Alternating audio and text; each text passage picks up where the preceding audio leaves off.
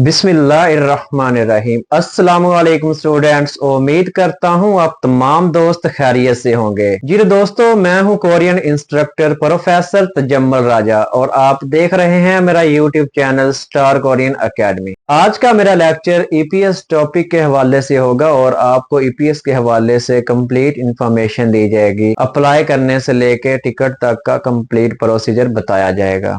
जी तो दोस्तों, स्टार्ट करते हैं। What is EPS? What is EPS? EPS किसे कहते हैं? ईपीएस का मतलब है एम्प्लॉयमेंट परमिट सिस्टम। ई से एम्प्लॉयमेंट, पी से परमिट और एस से सिस्टम है। और इसकी वीजा टाइप होती है E9 और E9 वीजे का ड्यूरेशन 4 साल और 10 महीने होता है। उसके बाद अप्लाई करने का प्रोसीजर क्या होता है? अप्लाई करने के लिए, रजिस्ट्रेशन करवाने के लिए आपने www.oec.gov.pk की वेबसाइट पर जाकर आप अपनी रजिस्ट्रेशन करवा सकते हैं। जब आप अपनी रजिस्ट्रेशन करवा लेते हैं और नंबर 2 पे होता है कुरंदाजी। कुरंदाजी में क्या होता है? स्टूडेंट्स को शॉर्ट लिस्ट किया जाता है। शॉर्ट लिस्ट करने के बाद जो बाकी स्टूडेंट रह जाते हैं, नंबर 3 पे उनका होता है लैंग्वेज टेस्ट। लैंग्वेज टेस्ट के टोटल मार्क्स 200 होते हैं, जिसमें से 100 मार्क्स रीडिंग के होते हैं और 100 मार्क्स लिसनिंग के होते हैं। नंबर 4 पे आ जाता है आपका इंटरव्यू, स्किल टेस्ट और फिजिकल टेस्ट। स्किल टेस्ट में क्या होता है? आपको कुछ गेमें मिलती हैं करने के लिए, आपने वो गेमें करना होती हैं और आपका इंट्रोडक्शन होता है। इंट्रोडक्शन के बाद आपका फिजिकल टेस्ट वगैरह होता है। फिजिकल टेस्ट में क्या होता है? आपकी आई साइट चेक की जाती है, आपका वेट वगैरह किया जाता है। जब ये प्रोसीजर कंप्लीट होता है और नंबर 5 पे मेडिकल। मेडिकल करवाने के बाद जब आपका मेडिकल भी हो जाता है, स्किल टेस्ट भी हो जाता है, लैंग्वेज टेस्ट भी क्लियर हो जाता है और नंबर 6 पे क्या है जी? Roster form.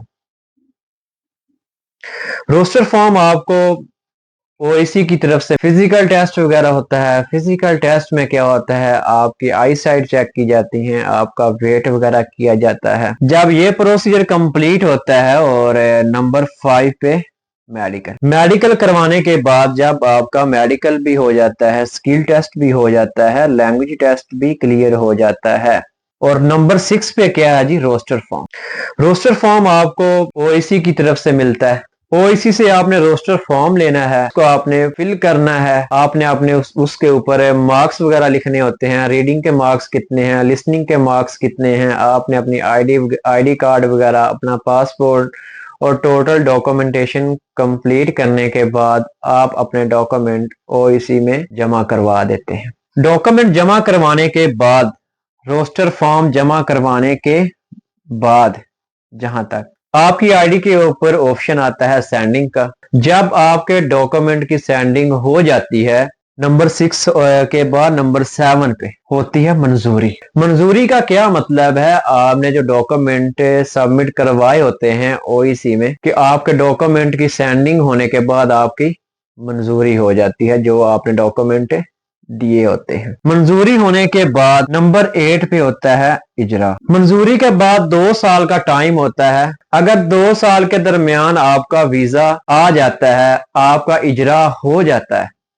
2 साल के दरमियान अगर आपका इजरा हो जाता है तो ठीक है। अगर आपका 2 साल के दरमियान इजरा नहीं होता तो आपका वीजा नहीं आता नेक्स्ट। अगर पहले साल में आपका वीजा आ जाता है तो आपने जो मेडिकल करवाया होता है वो 1 साल के लिए वैलिड होता है। एक मेडिकल 1 साल के लिए वैलिड होता है। अगर 1 साल में आपका वीजा नहीं आता, अगर 1 साल में आपका इजरा नहीं होता, तो दोबारा से फिर आपने क्या करना है? मेडिकल करवाना है। मेडिकल करवाने के बाद सेम प्रोसीजर होगा कि आपने ओईसी जाना है, उधर से आपने अपना रोस्टर फॉर्म लेना है। रोस्टर फॉर्म होगा और आपका मेडिकल होगा, तो आपने कंप्लीट डॉक्यूमेंटेशन करने के बाद उसी तरह ओईसी में अपने डॉक्यूमेंट सबमिट करवा देने हैं। सबमिट करवाने के बाद सेंडिंग का ऑप्शन आता है, उसी तरह फिर मंजूरी का ऑप्शन आता है। उसके बाद मंजूरी के बाद इजरा होता है नंबर 8 पे। जब आपका इजरा आपकी आईडी के ऊपर शो होता है या आपको ओईसी की तरफ से कॉल आती है इजरा की, इजरा होने के बाद आपकी ट्रेनिंग होती है ओईसी में। ओईसी में ट्रेनिंग भी होती है और उसी के साथ आपको उधर कुछ डॉक्यूमेंट मिलते हैं, वो आप अपने पास रखते हैं और घर ले आते हैं। उसके चार चार आपने सेट बनाना होते हैं। चार चार सेट बना के आपने मुकम्मल डॉक्यूमेंट करने हैं। डॉक्यूमेंट मुकम्मल करने के बाद उसी तरह आपने ओईसी में सबमिट करवा देने हैं। कॉन्ट्रैक्ट फॉर्म मिलता है, वीजा कॉन्ट्रैक्ट फॉर्म मिलता है जो आपको कोरिया की तरफ से, जिस कंपनी में आपकी जॉब होती है, कंपनी मालकान आपको कॉन्ट्रैक्ट फॉर्म देते हैं। कॉन्ट्रैक्ट फॉर्म के ऊपर आपका लिखा होता है कि आपका सैलरी पैकेज कितना होगा, आपने कितने घंटे काम करना है, और कॉन्ट्रैक्ट फॉर्म मिलता है। कॉन्ट्रैक्ट फॉर्म को आपने फिल करना होता है। फिल करने के बाद आपने वो इसी में सबमिट करवा देना होता है। सबमिट करवाने के बाद इजरा जब हो जाता है, इजरा के बाद नंबर 9 पे होता है CCVI इजरा। जब आपका CCVI इजरा हो जाता है तो नंबर 10 पे नंबर 9 पे आता है जी CCVI इजरा।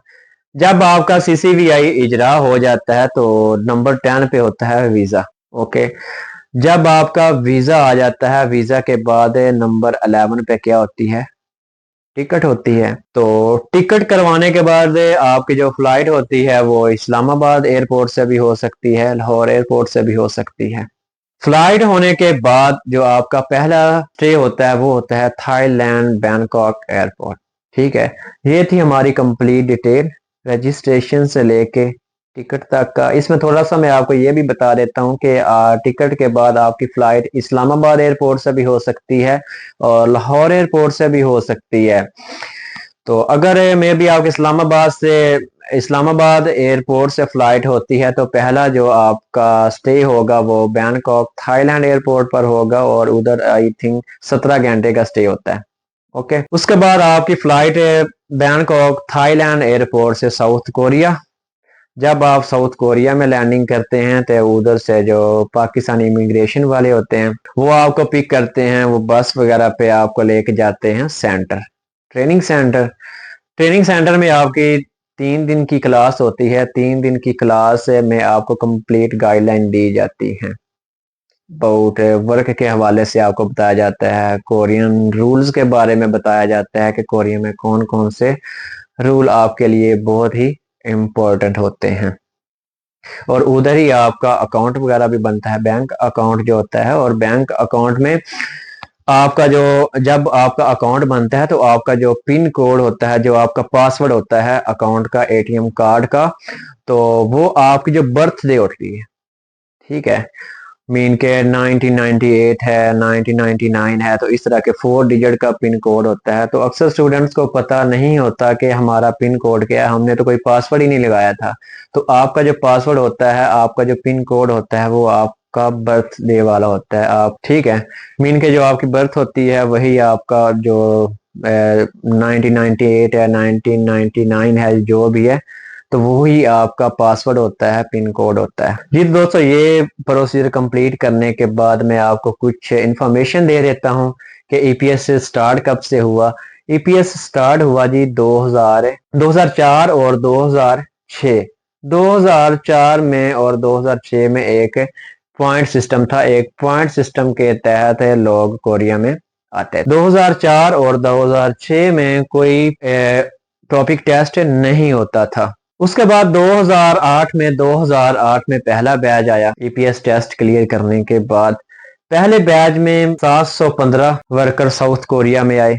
2009 में 523, 2010 में 652, 2011 में 442, 2012 में 729, 2013 में 1093, 2014 में 701, 2015 में 684, 2016 में 650, 2017 में 621 और 2018 में 760, 2019 में 407, 2020 में 4444, 2020 और 2021 में 63, 2020 और 2021 में इस वजह से वर्कर कम आए थे क्योंकि उस वक्त कोविड था, तो कोविड की वजह से बहुत ही कम लोग कोरिया में एज ए वर्कर आए।